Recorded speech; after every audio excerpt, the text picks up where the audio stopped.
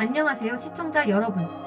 한국의 역사와 문화유산 속 숨겨진 이야기를 심층 탐구하는 한국의 미스터리 유물과 건축물 시리즈에 오신 것을 환영합니다. 수천 년의 세월을 넘어 오늘 우리는 신라왕경의 심장부에서 발견된 한 고분, 경주 톡센 44호분의 비밀을 파헤치며 고대 신라인들의 경이로운 지혜와 이를 증명하는 첨단 고고학의 여정을 조명하고자 합니다. 오늘 우리가 탐구할 두 번째 미스터리는 신라왕경 한가운데 톡센지구에 위치한 44호분입니다. 이 무덤은 5세기 후반 신라의 전성기를 이끈 마립간 시기에 조성된 전형적인 돌무지던 널무덤 양식을 띠고 있습니다.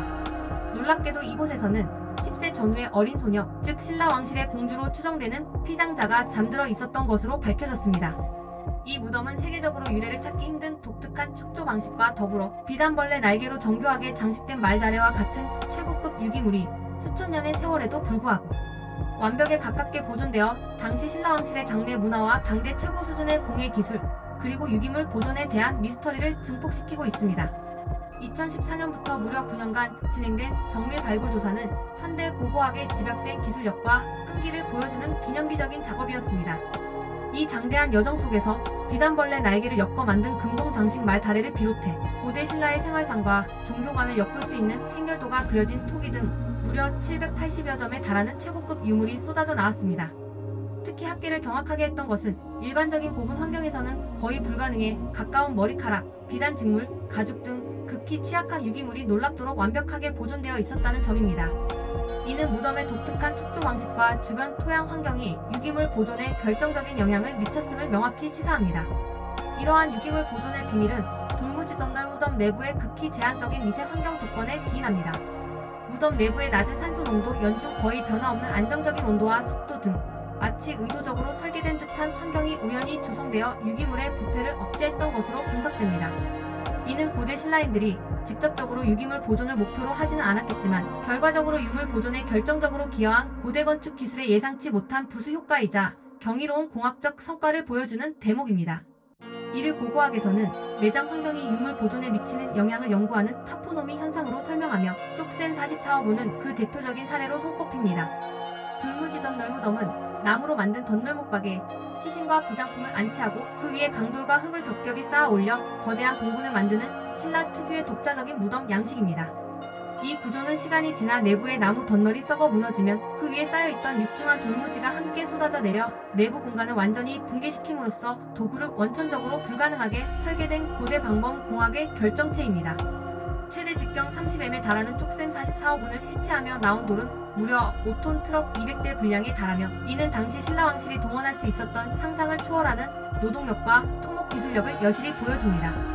더욱 놀라운 것은 현재 고대 신라인들의 방식 그대로 무덤을 다시 쌓는 대규모 복원 실험이 한국 고고학 사상 초유의 시도로 경주 톡센지구에서 진행 중이라는 점입니다. 발굴 조사를 통해 확인된 21단계의 복잡하고 정교한 축조 과정 중 무려 11번째 단계까지를 고대 기술과 원리를 바탕으로 재현하고 있습니다. 이 실험을 통해 돌무지던 널무덤의 구조적 안정성, 축조 기법의 효율성, 그리고 동원된 인력과 시간 등 고대 토목 공학에 대한 실증적인 데이터를 확보할 수 있을 것으로 기대됩니다. 이 재현 실험은 고고학적 해석을 단순한 정적인 분석에서 벗어나 고대 기술의 실현 가능성을 경험적으로 검증하는 중요한 방법론적 혁신으로 평가받고 있습니다. 피장자가 10세 전후의 어린 공주로 추정되며 아담한 크기이지만 최고급 재료와 기술로 제작된 금동관과 비단벌레, 장식 말다래 등 화려하고 미세품적인 부장품이 함께 출토되어 그녀의 신분과 부장품의 의미에 대한 연구가 활발합니다.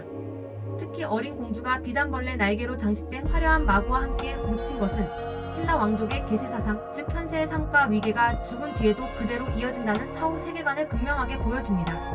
이는 무덤이 단순한 안식처가 아닌 사후에도 현세의 삶이 지속되는 영원한 궁궐이자 왕실의 권위를 상징하는 공간으로서 기능했음을 강조합니다. 쪽센 44호분은 단순한 고고학적 발견을 넘어 고대 신라의 선진적인 공학 기술, 무덤 내부의 독특한 환경 조건, 그리고 사후 세계에 대한 깊고 복합적인 세계관이 유기적으로 작용한 결과로 볼 수 있습니다.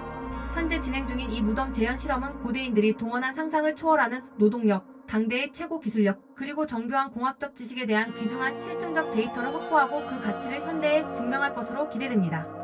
쪽센 44호분은 과거의 비밀을 밝히는 동시에 미래 고고학 연구의 새로운 지평을 열고 있습니다. 신라 공주의 영원한 안식처는 고대인들의 위대한 지혜와 기술력을 증명하고 있습니다. 하지만 역사의 기록은 때로 침묵하고 때로 진실을 가리기도 합니다.